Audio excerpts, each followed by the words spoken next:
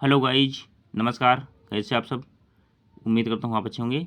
तो साथियों, इस वीडियो में हम कक्षा 10 साइंस के बारे में चर्चा करेंगे और एमसीक्यू क्वेश्चन यानी ऑब्जेक्टिव टाइप प्रश्न जो आते हैं, जिसका आंसर आपको आंसर शीट पे देना होता है गोला भरकर। तो गोला कैसे भरेंगे? जैसे 4 विकल्प होता है, उसमें एक सही होता है। जो सही होता है उसको आपको पूरी तरह से काला कर देना है। तो आप इस वीडियो को साथियों लास्ट तक देखिए। जो लोग पहली बार चैनल पर विजिट कर रहे हैं वो चैनल को सब्सक्राइब करके बेल आइकन घंटी प्रेस कर देंगे और इस वीडियो को सभी लोग लाइक करें, दोस्तों में शेयर करें। तो हम शुरू करते हैं। देख सकते हैं धातु और अधातु ऑब्जेक्टिव यानी एमसीक्यू क्वेश्चन 2024-25 भी है। टाइप होने में हो गया 2025। तो इसके बाद इसको बोलते हैं एमसीक्यू क्वेश्चन। एमसीक्यू यानी मल्टी चॉइस क्वेश्चन यानी बहुविकल्पी प्रश्न लिख देते हैं। बहुविकल्पी प्रश्न, बहुविकल्पीय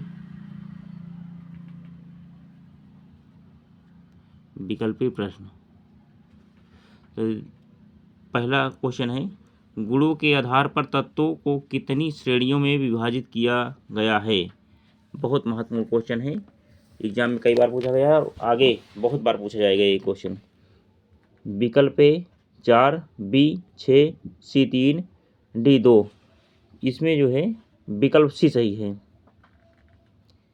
देखिए इसका निष्कर्ष भी है, तत्वों को गुणों की समानता तथा असमानता के आधार पर 3 श्रेणियों में विभाजित किया गया है।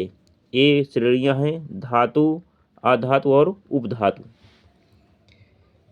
अब चलिए इसका स्क्रीनशॉट लीजिए। नेक्स्ट क्वेश्चन, धातु वे तत्व हैं जिनमें ए धनायन बनाने की प्रवृत्ति होती है, बी ऋणायन बनाने की प्रवृत्ति, सी हथौड़े से पीटने पर छोटे कणों में टूट जाने का गुण होता है, डी विद्युत तथा ऊष्मा के कुचालक होने का गुण होता है। तो इसमें विकल्प ए सही है, पहला विकल्प। धनायन बनाने की प्रवृत्ति होती है। निष्कर्ष देखिए इसका, धातु वे तत्व होते हैं जो इलेक्ट्रॉन त्याग कर धनायन बनाने की प्रवृत्ति रखते हैं। क्वेश्चन नंबर 3, वह धातु जो सामान्य ताप पर द्रव है क्या कहलाता है? ए मरकरी, बी जल, सी ब्रोमीन, डी लोहा। बहुत से लोग क्या करते हैं, जल में तुरंत टिक कर देंगे, जल्दी गोला भर देंगे जल में, यानी जहाँ द्रव का नाम लिया तुरंत जल भर, लेकिन नहीं, गलत है। विकल्प इसमें क्या है, ए सही है, मरकरी। तो निष्कर्ष देखिए, मरकरी पारा इसको बोलते हैं, धातु सामान्य ताप या कमरे के ताप पर द्रव अवस्था में पाई जाती है। स्क्रीनशॉट लीजिए इसका। नेक्स्ट, निम्न में से कौन सा तत्व धात्विक है? ए पी यानी फास्फोरस पी,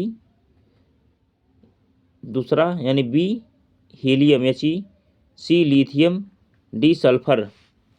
तो इसमें विकल्प क्या होता है, धात्विक है, तो विकल्प ए सही है इसमें। देखिए निष्कर्ष, फास्फोरस पी तत्व धात्विक है। Question number 5, copper Cu, aluminium Al, silver Ag यानी चांदी, आयरन Fe लोहा, धातुओं में से विद्युत की सर्वश्रेष्ठ सुचालक धातु कौन सी है? तो इसमें आपको बताना है करंट किस में ज़्यादा आता है। तो विकल्प पे क्या है, एल्युमिनियम, विकल्प बी कापर, सी Ag, डी Fe। इसमें हो जाएगा विकल्प सी यानी चांदी, सिल्वर जिसके बोलते हैं, सिल्वर। देख सकते हैं। तो आप इसका स्क्रीनशॉट लेते रहें।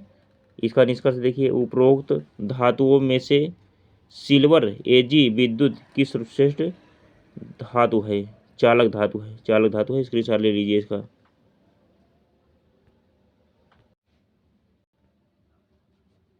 चलिए नेक्स्ट,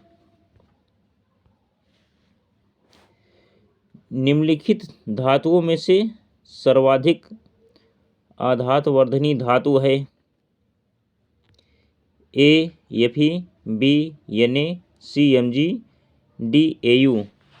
इसमें क्या हो जाएगा, विकल्प डी सही है साथियों। अब देखिए निष्कर्ष, उपरोक्त धातुओं में से गोल्ड अर्थात सोना सर्वाधिक आघातवर्धनी धातु है, जिसे पीटकर 0.0001 यानी 0.30 मिलीमीटर से भी कम मोटाई की पतली चादर में परिवर्तित किया जा सकता है। अब देखिए क्वेश्चन नंबर 7, धातुओं को पतले तारों में खींचने की क्षमता को कहते हैं। ए तन्यता, बी आघातवर्धनीयता, ध्वनिकता, सुचालकता। तो विकल्प ए सही हो जाएगा, तन्यता कहते हैं इसको, तन्यता। यानी धातुओं को पतले तारों में खींचने की क्षमता को तन्यता कहते हैं। नेक्स्ट, ऐसी कौन सी धातु है जिसका प्रयोग बल्ब के फिलामेंट तंतु यानी सी पीटी प्लेटिनम बनाने में किया जाता है। Ag, Bag, उसके बाद फिर डी यानी डी क्या है, टंगस्टन। चलो इसमें विकल्प दिया है टंगस्टन आ गया है, इसमें आंसर जना रहा है टंगस्टन धातु होता है। तो देख सकते हैं टंगस्टन धातु का प्रयोग बल्ब के फिलामेंट तंतु बनाने में किया जाता है। नंबर 9 देखिए, सोना Au अयास बोलते हैं। Au धातु का घनत्व मैग्नीशियम की अपेक्षा होता है कम, अधिक, बराबर, इसमें कोई नहीं, तो अधिक होता है। विकल्प भी सही है, यानी Au सोना धातु का घनत्व 19.3 ग्राम सेमी होता है, जबकि मैग्नीशियम धातु का घनत्व 1.74 ग्राम सेमी की अपेक्षा अधिक है। नेक्स्ट क्वेश्चन देखिए, नेक्स्ट क्वेश्चन 10, एल्युमिनियम धातु का उपयोग खाना पकाने के बर्तनों के निर्माण में किया जाता है। निम्न में से कौन से गुण एल्युमिनियम के इस कार्य के लिए उपयोगी हैं। दे सकते हैं ऊष्मीय सुचालक, विद्युत सुचालक, तन्यता, उच्च गलनांक। देखिए इसमें क्या हो जाएगा, पहला और चौथा। देखिए ऊष्मीय सुचालक पहला और चौथा में क्या है, उच्च गलनांक। तो विकल्प इसमें डी सही हो जाएगा, विकल्प डी पहला चौथा। अब निष्कर्ष क्या है, ऊष्मीय सुचालकता, उच्च गलनांक, आघातवर्धनीयता व कम घनत्व वे गुण हैं जिनके कारण एल्युमिनियम का उपयोग बर्तनों के निर्माण में किया जाता है। चलिए नेक्स्ट, निम्न में से कौन सी धातु ठंडे जल के साथ हाइड्रोजन गैस निकालती है। ए तांबा, बी सोना, सी पोटेशियम, डी एल्युमिनियम। तो विकल्प सी सही, इसमें विकल्प सी यानी पोटेशियम है। क्षार धातुएं जैसे सोडियम, पोटेशियम आदि ठंडे जल के साथ ही हाइड्रोजन गैस मुक्त करती हैं, जैसे 2K प्लस 2H2O एक्वा अभिक्रिया हुई 2KOH AQ प्लस H2G, यह आ गया। तो इस तरह से देख सकते हैं। चलिए नेक्स्ट क्वेश्चन, क्वेश्चन नंबर 12, निम्न में से कौन सी धातु जल के साथ सामान्य ताप क्रिया करती है। Copper, sodium, aluminium, magnesium. इसमें क्या है, सोडियम यानी Na। चलिए स्क्रीनशॉट लीजिए इसका। नेक्स्ट क्वेश्चन, धातुओं के ऑक्साइड सामान्यतः होते हैं अम्लीय, क्षारीय, उभयधर्मी, उदासीन। इसमें हो जाएगा विकल्प बी क्षारीय। निष्कर्ष क्या है, धातुओं के ऑक्साइड सामान्यतः क्षारीय व्यवहार दर्शाते हैं। ये जल अभिक्रिया करके क्षार का निर्माण करते हैं जो लाल लिटमस को नीला कर देता है। अब नेक्स्ट क्वेश्चन, क्वेश्चन नंबर 14, कुछ धातुएं जैसे एल्युमिनियम, जिंक, Pb यानी lead, beryllium Be oxygen O2 से क्रिया करके ऑक्साइडों का निर्माण करती है। इन ऑक्साइडों की प्रकृति कैसी होती है? अम्लीय, क्षारीय, उदासीन, उभयधर्मी। तो इसमें जब इतना चीज दिया है तो उभयधर्मी, विकल्प डी सही, उभयधर्मी। नेक्स्ट,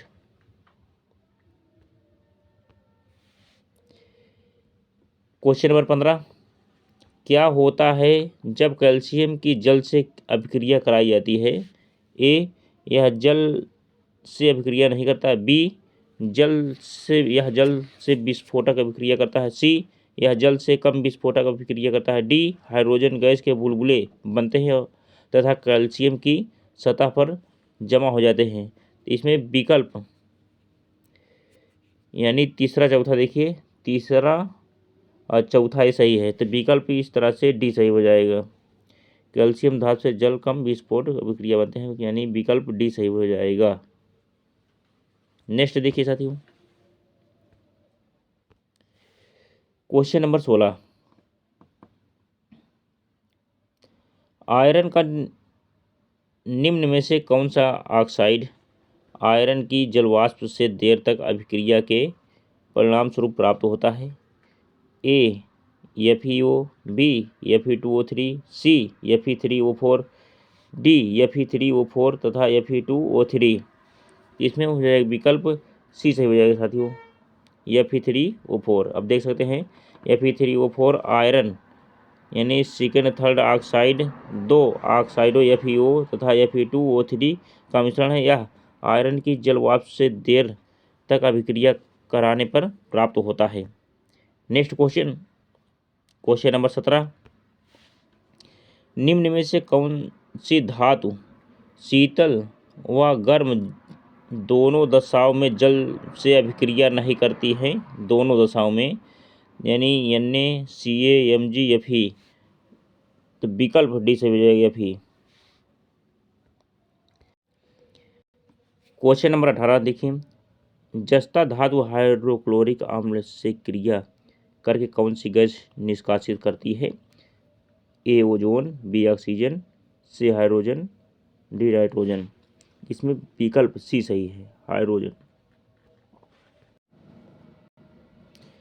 19 क्वेश्चन नंबर देखिए, सांद्र हाइड्रोक्लोरिक अम्ल यानी HCl तथा सांद्र नाइट्रिक अम्ल HNO3 हो गया, HNO3 नाइट्रिक अम्ल होता है, को 3:1 है। 3:1 के अनुपात में मिलाने पर निर्मित मिश्रण की प्रकृति कैसी होती है? ए, कठोर, बी, क्षारीय, सी, संक्षारक, डी, मृदु। तो विकल्प सी सही इसमें। ये देख सकते हैं सांद्र हाइड्रोक्लोरिक अम्ल HCl तथा सांद्र नाइट्रिक अम्ल HNO3 को 3:1 के अनुपात में मिलाने पर आम्लराज निर्मित होता है। इसकी प्रकृति संक्षारक होती है। नेक्स्ट क्वेश्चन, क्वेश्चन नंबर 20, तनु सल्फ्यूरिक अम्ल H2SO4 मैग्नीज Mn से अभिक्रिया करके किसका निर्माण करता है? विकल्प ए, MnSO4, बी, Mn2O3, सी, MnO4, डी, MnO। इसमें विकल्प ए सही है, MnSO4। तनु सल्फ्यूरिक अम्ल H2SO4 हो जाएगा और मैग्नीज Mn से क्रिया करके मैग्नीज सल्फेट MnSO4 का निर्माण करता है, N का निर्माण करता है। इस क्रिया में हाइड्रोजन गैस मुक्त होती है। क्वेश्चन नंबर 21, जब किसी कम सक्रिय धातु को अधिक सक्रिय धातु के धनायनों के विलयन में डाला जाता है तो यह प्रदर्शित करता है? ये कोई क्रिया नहीं, बी, सक्रिय धातु का विस्थापन, सी, कम सक्रिय धातु का विस्थापन, हाइड्रोजन विस्थापन। इसमें हो जाएगा विकल्प ए सही है। इसमें विकल्प ए, इसमें विकल्प साथियों ए सही है, कोई नहीं। नेक्स्ट क्वेश्चन नंबर 22, निम्न में से कौन सी धातु अम्ल से हाइड्रोजन H2 विस्थापित करती है? Mg, कॉपर, प्लेटिनम, Hg यानी पारा। तो इसमें विकल्प जो है ये सही हो जाएगा। इसका निष्कर्ष ये दिया हुआ है, देख सकते हैं। क्वेश्चन नंबर 23, निम्नलिखित में से कौन सी धातु अम्ल से हाइड्रोजन विस्थापित नहीं करती है? Mg, B Fe, C copper, D zinc. तो विकल्प सी सही है, कॉपर। क्वेश्चन नंबर 24 देखिए,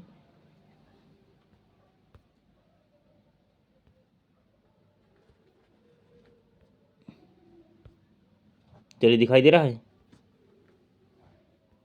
चलिए पढ़ते हैं पहले हम। इसमें क्या है, यदि कॉपर को वायु में खुला रखते हैं तो इसकी भूरी चमकीली सतह धीरे धीरे अपनी चमक खो देती है तथा इस पर एक हरे रंग की परत जमा हो जाती है। यह निम्नलिखित में बनने के कारण है। तो इसमें जो है विकल्प कौन है? विकल्प बी सही हो जाएगा, कॉपर कार्बोनेट, ये बन जाता है।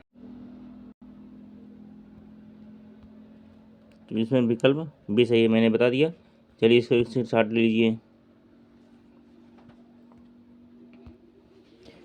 पीतल है, विकल्प उपधातु, मिश्र धातु, यौगिक, बिस्मार्की मिश्रण। कई बार पूछा गया पीतल के बारे में। तो निष्कर्ष देखिए, पीतल एक मिश्र धातु है, इसमें 70% कॉपर तथा 30% जिंक होता है, यानी मिश्र धातु है। तो विकल्प भी सही, मिश्र धातु। एंटीमनी है उपधातु, धातु, अधातु, अक्रिय गैस। इसमें क्या है? उपधातु है एंटीमनी। चलिए निष्कर्ष देख लीजिए, एंटीमनी एक उपधातु है जो धातु और अधातु दोनों के गुण प्रदर्शित करती है। नेक्स्ट, इस तरह से विकल्प कौन सा हो जाएगा? विकल्प ए सही हो जाएगा।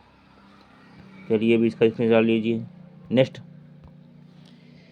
एल्युमिनियम कार्बाइड पर जल की क्रिया द्वारा इनमें से कौन सा हाइड्रोकार्बन उत्पन्न होता है? ए एथेन, बी मीथेन, सी एसिटिलीन, डी एथिलीन। तो अब इसमें हो जाएगा साथियों विकल्प सी सही, एसिटिलीन यानी एल्युमिनियम कार्बाइड की जल से क्रिया करने पर एसिटिलीन प्राप्त होती है, यह प्राप्त होता है। अब क्वेश्चन नंबर 28 देखिए, निम्न में से कौन सा गुण सामान्यतः आयनिक यौगिकों द्वारा प्रदर्शित नहीं किया जाता है? तो विकल्प है जल में विलेयता, बी ठोस अवस्था में विद्युत चालकता, सी उच्च गलनांक तथा क्वथनांक तथा गलनांक, डी गलित अवस्था में विद्युत चालकता। इसमें विकल्प बी सही हो जाएगा, ठोस अवस्था में विद्युत चालकता। नेक्स्ट क्वेश्चन, चलिए स्क्रीनशॉट लीजिए। नेक्स्ट क्वेश्चन, अमलगम होते हैं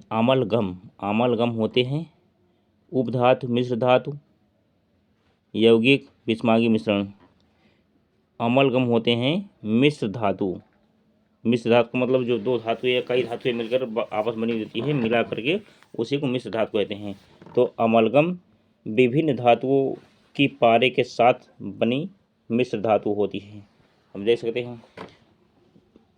क्वेश्चन नंबर 30 देखिए, जर्मन सिल्वर में कौन सी धातु नहीं होती है? जर्मन सिल्वर में कौन सी धातु नहीं होती है? कई बार क्वेश्चन पूछा गया है। विकल्प ए कॉपर, बी जिंक, सी एजी, डी निकिल। तो जर्मन सिल्वर का संगठन निम्न है, कॉपर 50%, जिंक 35% और निकिल 15%। जोड़े सब आएगा। तो इस तरह से विकल्प इसमें देखो, कॉपर है, जिंक है, निकिल है, लेकिन एजी नहीं है। एजी का मतलब चांदी नहीं है, चांदी के एजी होता है सकेतांक। तो ये साथियों 30 क्वेश्चन थे, ये पूरे हुए। उम्मीद करता हूँ साथियों ये आप जो है पूरा अध्ययन किए होंगे और इस वीडियो को पूरा देखिए, बीच से नहीं, तभी जो है ज़्यादा विकल्प आप सही कर पाएंगे वहाँ। तो प्लीज़ साथियों ये वीडियो हो पूरा, आप इसका स्क्रीनशॉट ले लीजिए और जो लोग चैनल पर पहली बार विजिट किए हों, चैनल को सब्सक्राइब करके बेल आइकन घंटी प्रेस कर देंगे। अब इस वीडियो पर लाइक चाहिए, लाइक अधिक से अधिक करिए आप लोग। और मैं इस आशा उम्मीद के साथ मैं अपनी वाणी को विराम दूंगा, क्योंकि आप अध्ययन बराबर करते रहेंगे और एग्ज़ाम में जब जाएंगे तो इसको पूरा देख लेंगे, तब और आपको बढ़िया समझ में आएगा, जिससे वहाँ आप तुरंत कर ले जाएं और समय बच जाए। तो ऐसी आशा उम्मीद विश्वास के साथ साथियों मैं अपनी वाणी को विराम देता हूँ। जय हिंद, जय भारत, वंदे मातरम।